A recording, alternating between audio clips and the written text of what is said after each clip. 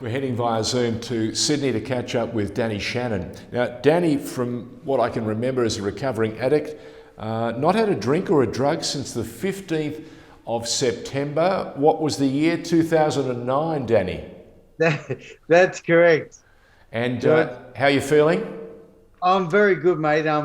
It's nice to hear that, and it's an absolute pleasure to be chatting with you in Sydney. I'm in Annandale. I'm in Camperdown. I know where you are because if you know Sydney well, my father used to have a service station at the corner of Abercrombie Street, Chippendale.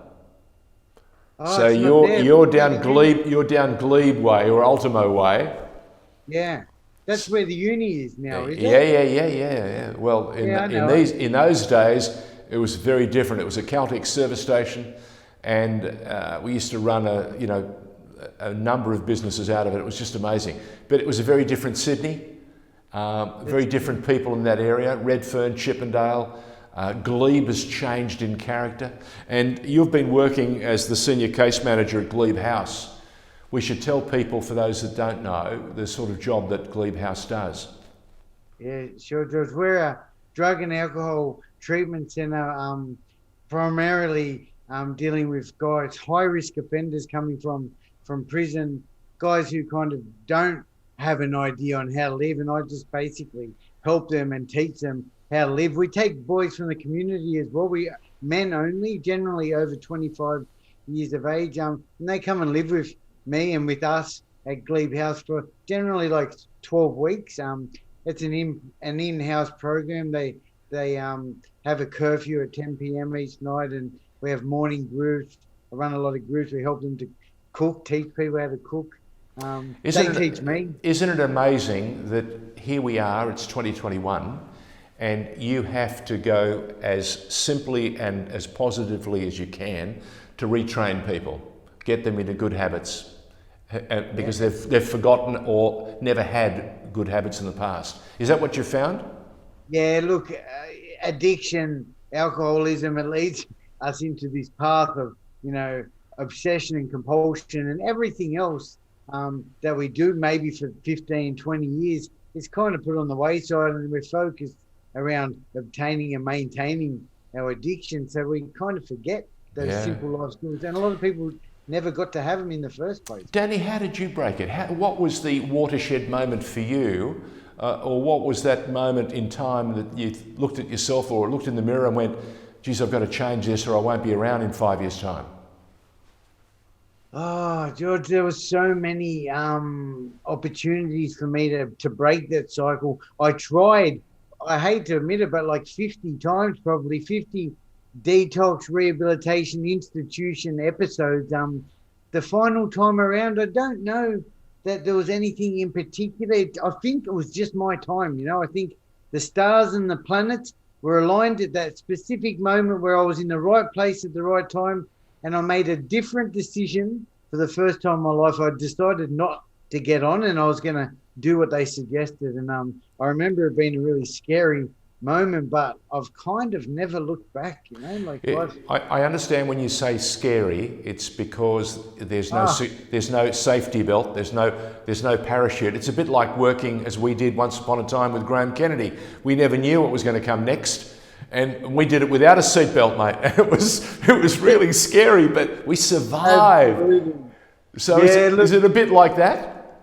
Look, that fear of the unknown. And for me, it was fear of the uncomfortability. Like my skin crawled when I didn't have a substance in it. Like just being present in life I had hot flushes, anxiety, anger, sadness, depression. Like it's hard to work out in those early days. So no wonder it's so hard for people in that position to make that brave decision, not to pick up. Does that help you, though, also provide that extra support that they need? Do you get in there as much as you can because you've been through it, you understand just how uncomfortable it is for them, trying to change, and get in there and say to them, listen, I know you think there's no support, but I'm here. I know you think there's no parachute, but I'm here. I know you think there's no seatbelt, but I'm here. Is that the sort of thing that you're doing? It's kind of like that, yeah. Look, often, and you'll see me smile a lot. Often I smile and I laugh because I relate to those experiences. So I can instantly connect with someone in the horrors, and I'll probably often give a smile because I remember what it was like, and I've done it that many times that I feel really confident that I can share my experience on how to get through it. It's Wow. not what I've heard, it's what I know, you know? Well, something I know that I've only just discovered though is that you were the founder of a thing called the Encapsulator. Now, I'm not going to let you get away without telling us what that is and how it came about.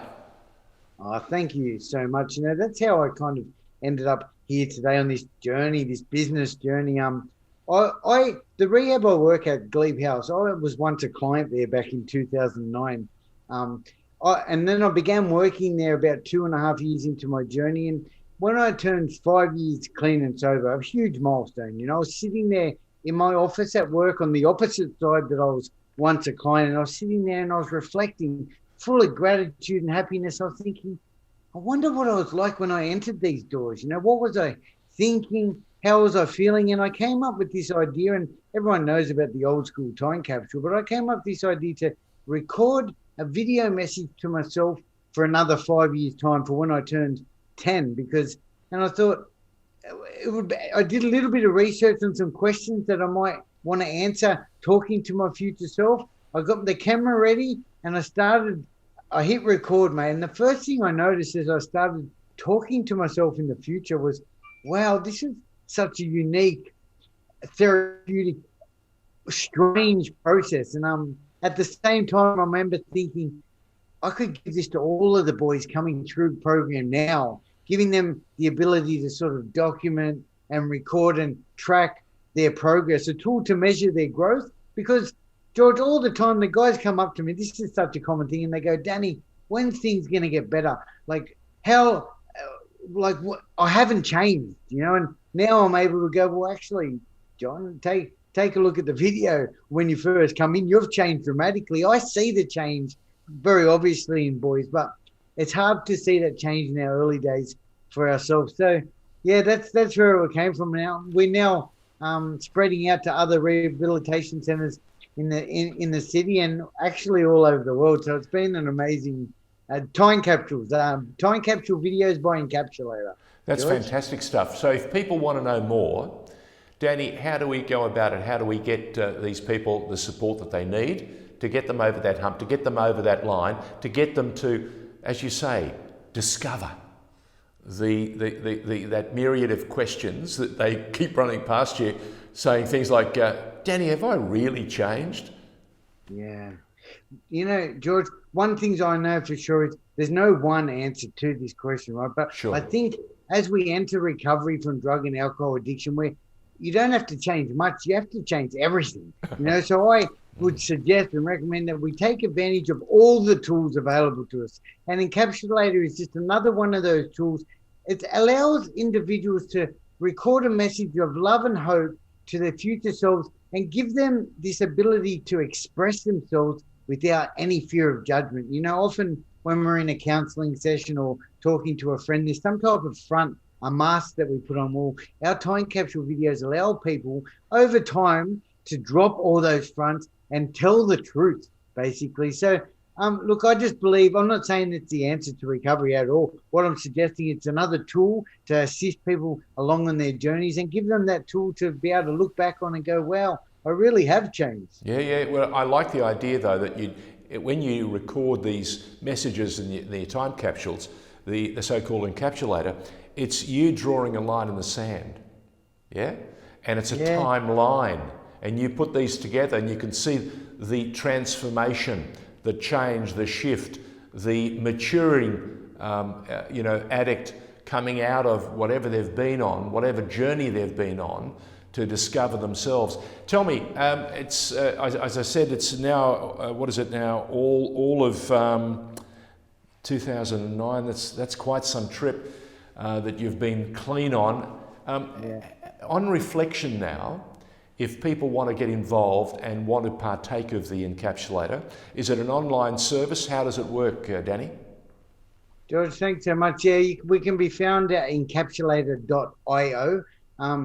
At the moment, I'm doing a lot of work with other services incorporating the Encapsulator program into the services. So giving people this opportunity to think about some of their goals, the opportunity to reflect on their present moment and record those hopes, their dreams and their future aspirations. And George, sorry, just to go back to this, like when we record a message and we make ourselves accountable by saying we want to achieve this, the feedback has been amazing. Like clients suggest that they remember what they said and they want to work harder, knowing that video is on its way in 3, 6, 12 months time, gives us this extra level of accountability and motivation to achieve those goals.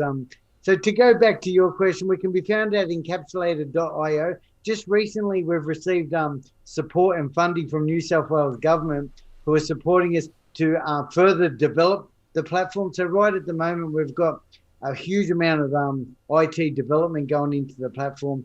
So within the next couple of months, we'll be rolling out probably a version 2 of the platform. But you can check us out there, mate, or contact me through email. I can be found on LinkedIn. I love the LinkedIn platform. Actually, it's where you and I met. Yes. Danny, I also noticed that you're spending a bit more time reading, discovering people, discovering history, discovering things like great sayings by some of the great thinkers of the past, namely a guy called Socrates, a young Greek boy who hasn't been around for a long time, but he said an unexamined life is a life not worth living. So that's interesting. You went all the way back to the original source, to find a little wisdom, to bring it in and include it in the encapsulator. I like that. That's amazing. You've done your research, George. I know exactly where you've pulled that. That's from one of our blog posts. Thank you so much. Yeah, absolutely. It's like, especially, and not especially, but for me, a man in recovery, my life has just expanded, and I really do take advantage of all the opportunities I have to live my life to the very fullest. I'm a happy guy and I love what I do, and my work at Glebe House. Last night I run a group with 20 men, all right? Each and every one of them had it arranged from, say, 30 days abstinent to like 7 or 8 years. And the strength and the wisdom and this connection with this bunch of men sharing their experiences, strength and hope is such... Look, I'm a truly, truly blessed man to be on this journey. And I would not want life any other way. You asked me at the beginning, what advice could I give to my 16-year-old self?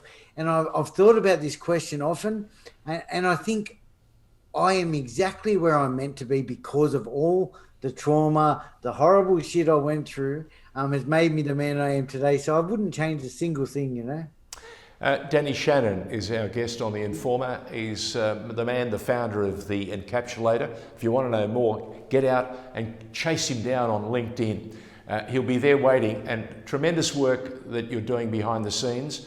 Long may it continue, Danny, because we know we have a massive mental health problem in Australia, not just New South Wales, not just Victoria, across Australia. And we have many, many people who need your assistance and the assistance of others. And whatever we can do to make it better for them and to provide better outcomes, we've got to do it. So Danny Shannon, thank you for joining us on The Informer, and go get 'em, mate. All the very best. Look forward to hearing from you in the next 5 years.